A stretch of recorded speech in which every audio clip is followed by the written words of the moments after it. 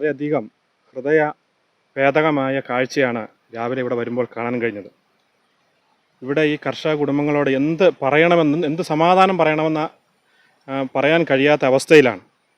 ഇന്നലെ രാത്രി ഇവിടെ കാട്ടാന ഇവരുടെ കൃഷിയിടത്തിൽ വരികയും കൃഷികളാകമാനം ഇവിടെ തെങ്ങും കമുങ്ങും ഒക്കെ കണ്ടാൽ നമുക്ക് മനസ്സിലാകും എന്തൊരു പരാക്രമമാണ് ഈ കൃഷിയിടത്തിൽ നടത്തിയിരിക്കുന്നതെന്ന് മനസ്സിലാക്കുമ്പോൾ ഇതിൻ്റെ ഭീകരത എത്ര വലുതാണെന്ന് പറയാതെ നിവൃത്തിയില്ല. കൃഷി മാത്രമല്ല, രാത്രിയിൽ ഈ വീടുകളിൽ ഇവർ കഴിയുന്നത് തന്നെ വളരെയധികം ഭീതിയില്ല. സ്വത്തിനായിരുന്നു ഭീഷണിയെങ്കിൽ ഇപ്പോൾ ജീവനും ഭീഷണിയായ അവസ്ഥയിലാണ്. ഇവരൊക്കെ വായ്പ എടുത്തും ഒക്കെ കുട്ടികളെയൊക്കെ പഠിപ്പിക്കുന്ന ഒരു സാധു കുടുംബമാണ്.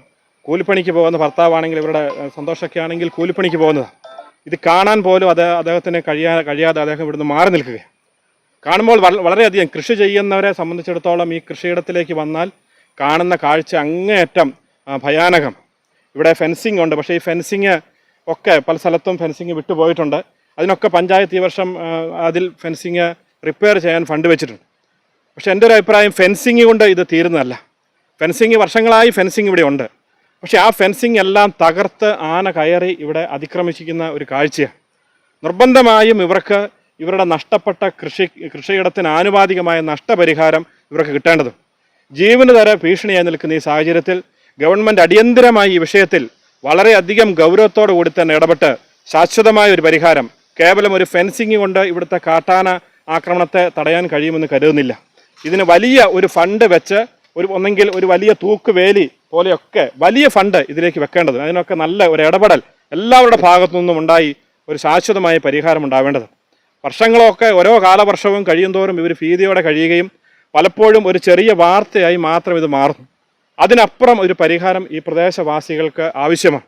അത് പഞ്ചായത്ത് തലത്തിലെ ഇടപെടൽ മാത്രമല്ല, ഗവൺമെൻറ് തലത്തിലും കൃത്യമായ ഇടപെടൽ നടന്നുകൊണ്ട് ഇവിടെ ഇവർക്ക് ശാശ്വതമായ ഇവരുടെ ജീവനും സ്വത്തിനും ഒരു പരിഹാരം ലഭിക്കുന്നതിനാവശ്യമായ ഇടപെടൽ ഉണ്ടാകണമെന്നാണ് പറയാനുള്ളത്.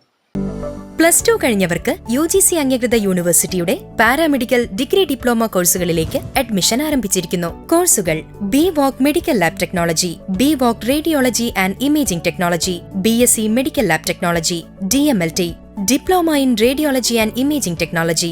കോഴ്സിന് ശേഷം മൾട്ടി സ്പെഷ്യാലിറ്റി ഹോസ്പിറ്റലുകളിലും ലാബുകളിലും പരിശീലനം. പ്ലേസ്മെന്റിലൂടെ ജോലിയും ലഭിക്കുന്നു. കൂടുതൽ വിവരങ്ങൾക്കും അഡ്മിഷനും ഉടൻ ബന്ധപ്പെടുക.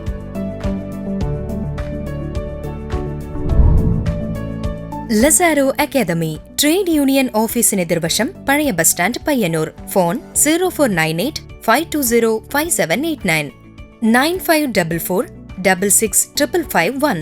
ഐമാൽ ബസ് സ്റ്റാൻഡ്, മട്ടന്നൂർ. ഫോൺ 7034 252425.